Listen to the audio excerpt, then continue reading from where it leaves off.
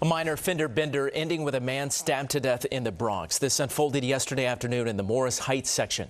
The driver of one of the cars involved called her boyfriend for backup. The situation then escalated, eventually leading to a brawl in the street. All of it caught on camera. The victim was just trying to break up a fight. Eyewitness News reporter Marcus Solis talked to some of the victim's family members today. He's now live at the scene with more. Marcus? And Mike, here at the scene, a group is gathered in mourning in front of a memorial that's been set up. Yesterday, they were out here just hanging out, enjoying the weather and observing the aftermath of a car accident across the street. Before long, they were involved in the confrontation, which turned deadly.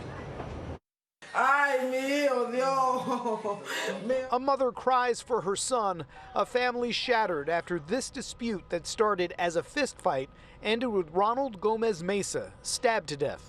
He was not within the car accident. He was not cursing nobody. He was not even near with the car accident. Around 4:30 yesterday, a woman and another motorist were involved in a fender bender on West Tremont Avenue. The situation escalated when the woman's boyfriend arrived at the scene. Surveillance video shows the man take a swing at a delivery driver. A minute later, the driver throws a water bottle at the man and rides away. The angry suspect then gets physical with another onlooker in the red shirt, knocking him over and throwing a couple of punches. Gomez, who had been seated, then gets involved, landing a few punches of his own. The altercation continued up a side street where Gomez was fatally stabbed. He just took a life of someone that he didn't even know how he grew up, the struggle that my mom went through to raise him. Like, are you serious? We immigrated from Dominican Republic here to get a better life, and this is the better life that we're getting. At the scene, a growing memorial for the 29-year-old father who leaves behind a 2-year-old daughter. His cousin, who didn't want to appear on camera, says she isn't surprised Gomez tried to intervene. That was him. He would he would be by you, if anything happened to you, he would defend you. That was his nature.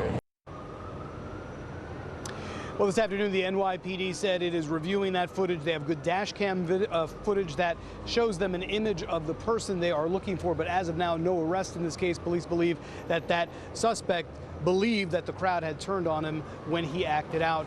They're asking anyone with any information to contact Crime Stoppers. We're live in Morris Heights. Marcus Solis, Channel 7, Eyewitness News.